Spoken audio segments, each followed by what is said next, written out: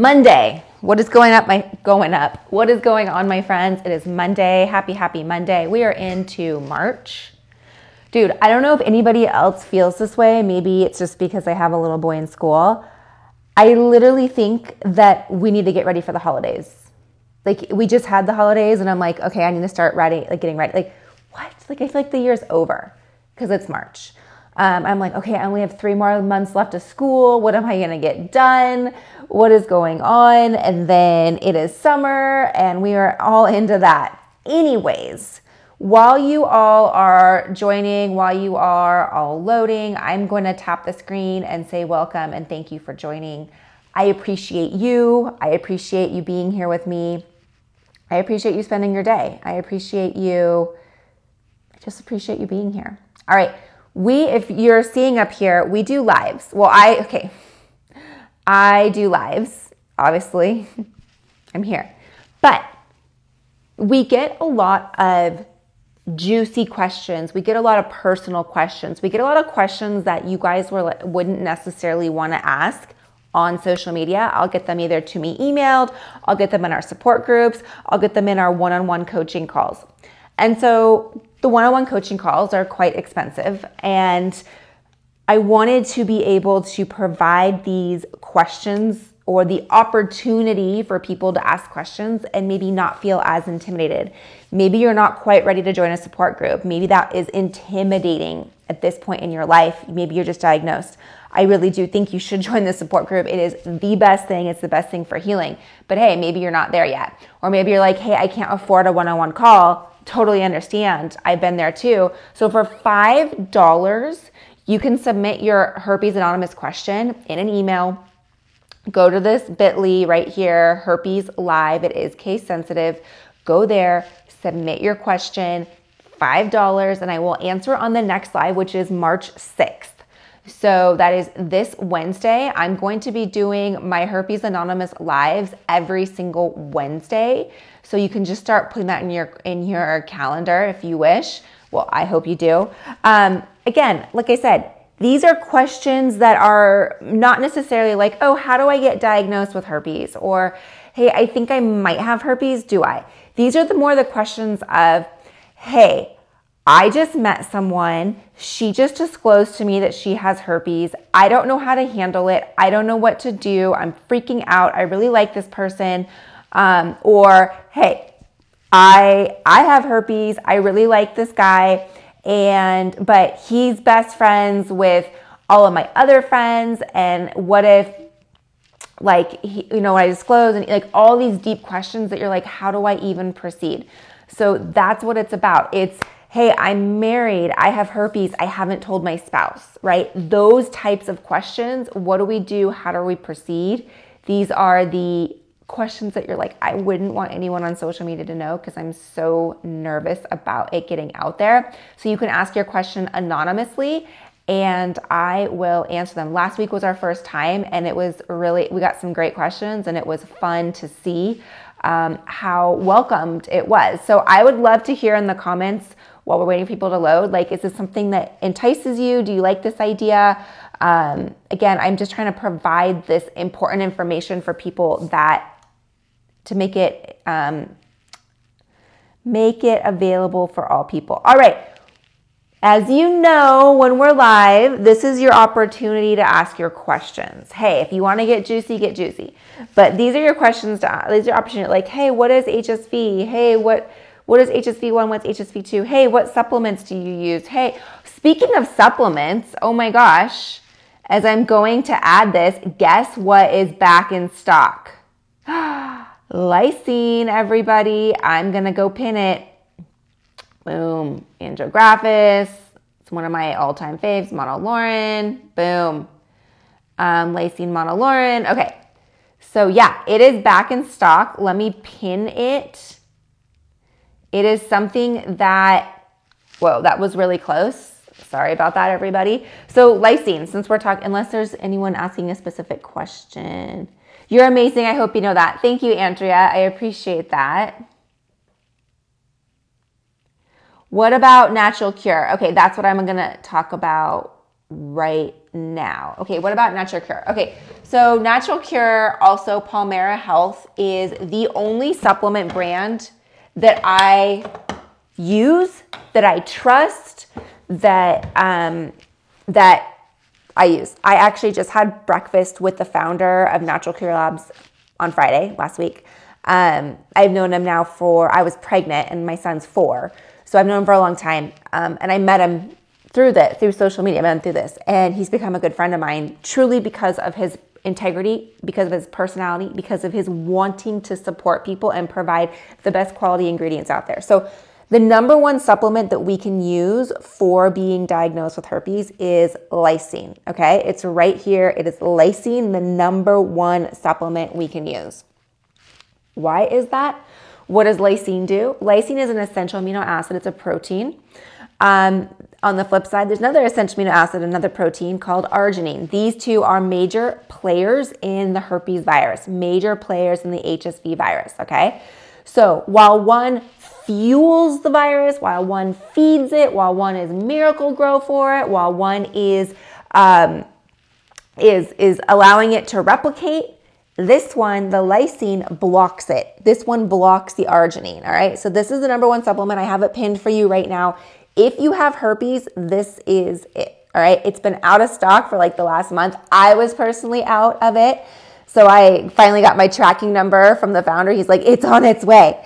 Okay, so it's been out and it's back in stock. This is the number one thing that I use that I think is the best thing out there. It is a non-negotiable for me when dealing with herpes outbreaks. All right, as you can see up here, on March 6th, this is on Wednesday, 9 a.m. Pacific time, I am going to be doing my Herpes Anonymous, all right? Anybody can watch, anybody can show up. If you have your questions, if you have your, makes me really uncomfortable to ask this question, I don't want people to know it's me on social media, that's the type of question that we're looking for. That's why I'm doing this. This is your ability to ask your anonymous questions on the live, and you'll email me your question ahead of time. I will answer it live. I will go into detail. I did it the first time we've done it last Wednesday, and I think it went really, really well. So again, Herpes Live, it's $5. I want to like $5 foot long, right? $5. I will answer it, and I look forward to having you on there. All right. I'm going to tap the screen and say thank you for you guys joining me. I see I have lots of questions. What affects me? Does your diet directly affect your outbreaks? Yes, it can. For me personally, I feel when I was first diagnosed when I was 28 years old, I had a lot going on. I was 28 years old, right? I had been fueling myself with Taco Tuesday, Wine Wednesday, Thirsty Thursday, Friday, happy hour, 2 a.m. burritos, list goes on. I was a kid that was on a lot of antibiotics. That was a generation that I was raised in. You have a problem, go to the doctor, get an antibiotic. So I had a lot going on. I started cleaning up my diet in 2011. It's taken a long time. I'm still working on my diet. I still find, I just researched sea moss. Okay, so that's my new thing. I'll get into that, guys, a little bit later, but until I know more about it. But can your diet directly affect? So what I was talking about earlier, which was this lysine that I have pinned that we were just talking about, when we have high arginine foods, it can cause outbreaks. High arginine foods are, sorry to tell you, chocolate, coconut milk, coconut meat. Anything processed is just going to throw our bodies. It's going to be hard for our body to digest. Your body's going to be focusing on digesting, not healing. Caffeine, sorry, not caffeine, the coffee bean. So it's not the caffeine, it's the bean. So even if you go decaf, caffeine now also can lower our immune system, but it doesn't necessarily have anything to do with arginine or lysine. Some other things that are high in, anything that's going to be processed, any cakes, any cookies, things like that. So these are some of the main ones that you can negate it or support it with taking the lysine. That again is a non-negotiable for me. So yeah, those are things that can directly affect your outbreaks. But I'm going to be totally honest. The number one thing that's going to affect your outbreak, Dun, dun, dun. What do you think it is? What do you think it is? Let me know in the comments. Let's get interactive. What's the number one thing that impacts your herpes outbreaks?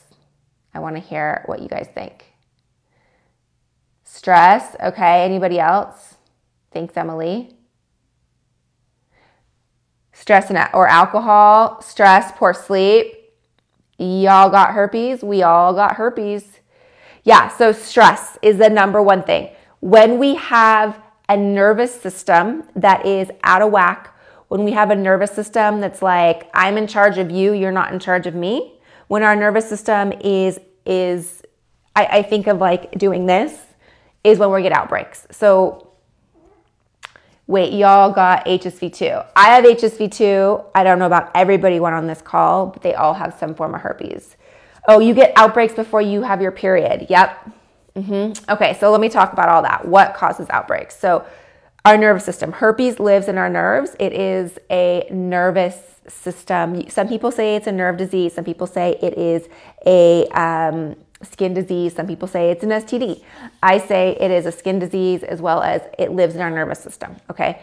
So what happens is when our nervous system is not regulated is when we get outbreaks. I like to use the image of a chicken with its head cut off.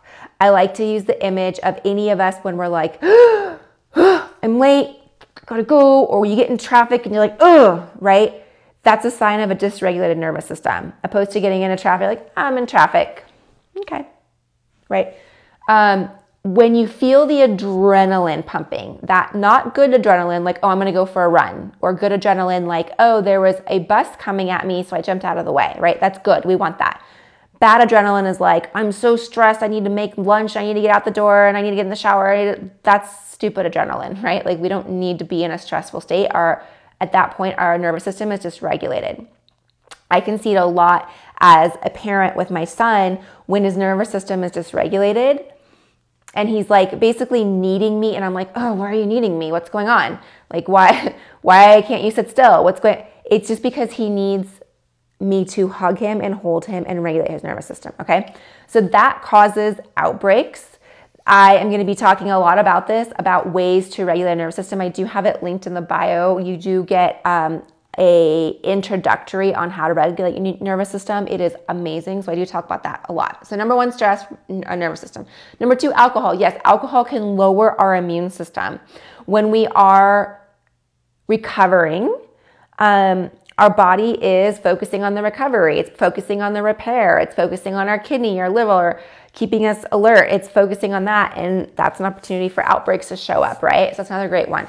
Lack of sleep, another great example. Lack of sleep is going to cause us to get outbreaks. If we're not sleeping properly, once again, our body is not regulated, and that causes outbreaks. Another big one, and this is one I've really spent a lot of time researching, is glucose. Okay, we think of glucose as diabetes. We think of like, I'm young, I don't need to worry about that, or glucose is something I worry about later on. Oh, I have to go soon in a second, you guys. I have a call. But glucose can impact, when we have high glucose levels, this can impact us getting outbreaks. Oh, my person needs 5 minutes. Perfect. Yeah, so that can also impact it. That's something I'm working on as well, is lowering our glucose spikes. When we spike and dip, again, our body's creating inflammation. Inflammation creates havoc. Inflammation creates disease. So yeah, all of these things. Sorry, let me just reply to somebody. Perfect. Okay. And then someone brought up menstruation. Someone brought up their period. Does that cause outbreaks? It does for a lot of women, either when you're ovulating or when you have your period. So when you ovulate, you have a dip in hormones. So prior to ovulating, you get a spike in hormones and then a dip. And then after you ovulate, another spike. So you're in between these two mountains. As well as when you have your period, your hormones are doing something completely different. So when that happens, your body is completely focused on reproduction. This is, as females, this is our purpose. Whether we want children or don't want children, whether we're trying to conceive that month or not trying to conceive that month, it is our body's way to procreate, to produce. So when we have our menstruation, that can trigger, because our bodies are so focused on producing that a lot of times it forgets to work on other viruses, other herpes. So our immune system gets lowered. All right, I missed a lot of questions. I was going. Someone saying your period causes outbreaks too. Absolutely. Oh, someone else has HSV too as well. Athena said you recently acquired it. Yeah, I know. I was devastated when I got it. Do we have partners that don't mind you have herpes? Yes. My husband does not have herpes and he does not mind. Prior to my husband, I dated someone else and he didn't mind. So it is totally possible to find somebody that does not have herpes. I mean, that doesn't care.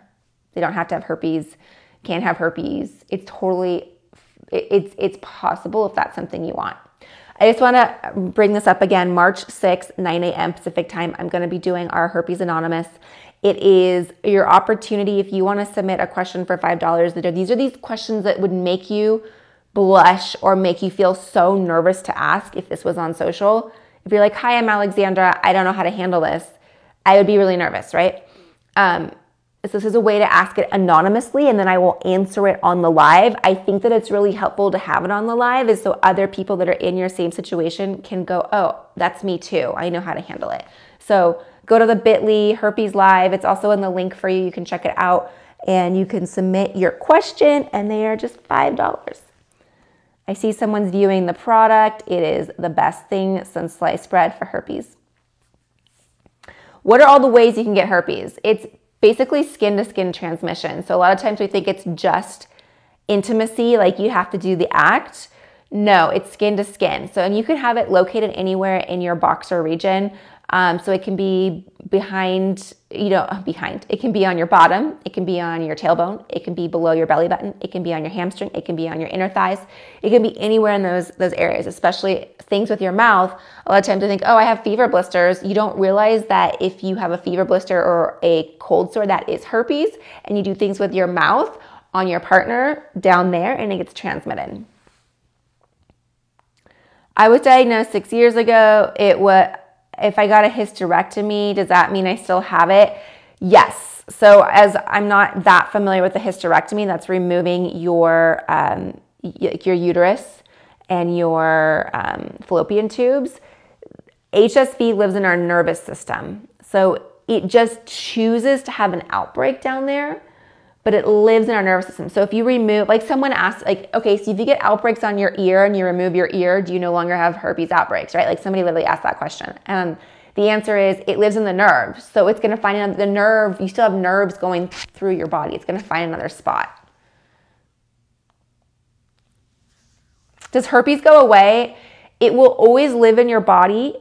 You can get it to go dormant, but it doesn't necessarily, it doesn't leave your body. We don't have the ability at this point to have it leave or vacate our bodies. I forgot, I have a Zoom call. I totally forgot, you guys. It's okay. Looks like my person's, and it's funny, I have a Zoom call with the person that's gonna be editing this video, so she's probably like, when she's watching it, I hope you're laughing and chuckling that I'm waiting for you, but I forgot that I have a meeting with you. If you know who you are. Okay, does alcohol cause flare-ups? It can in some people. Again, if your body's used to drinking, that's what your body's used to. If your body's not used to drinking and you go on like a bachelorette weekend in Vegas or New Orleans and do Mardi Gras or something like that, then yeah, probably, right? Alcohol in general isn't a good thing. I say that as somebody that loves wine. I say that as somebody that absolutely loves wine and have basically removed it from my life. I now only drink on Saturdays with my husband. So I say that lovingly, that it definitely doesn't make a big difference. Thanks, Erica. Or no, Emily, you're saying, it's something that you have for life, but nothing to be ashamed of. It's just education. How did you get a one outbreak down there? Oh, and my meeting is here, guys. She is here. How do you get HSV1 down there? Either HSV1 is transmitted via someone else that has genital HSV1, or it's transmitted orally by somebody that has oral HSV1. It doesn't like, you don't have oral herpes and it ends up down there. It has to physically be transmitted there. Do high dose of vitamin D reduce the outbreak? So vitamin D is going to be really helpful in overall immune system. I'm just finishing up my live. Let me ask the last question. Sure. You're going to laugh when you watch this because I'm talking about you on the live. Great. Yeah. Okay. And so vitamin D is going to be really helpful in overall immune system booster. Like right now, because it's winter, I'm taking 10,000 milligrams. Now, definitely talk to your doctor, ask your doctor about that, but I'm taking that much because I'm not getting sun. All right. How do you know the difference between HSV1 and HSV2? Last question, guys, is you would have to have a test. A doctor would have to tell you. They can either swab the actual outbreak and get the viral DNA, or you can get a blood test and the blood test will tell you. All right, thank you, thank you, thank you. I appreciate you being here with me. I appreciate the follows. I appreciate the shares.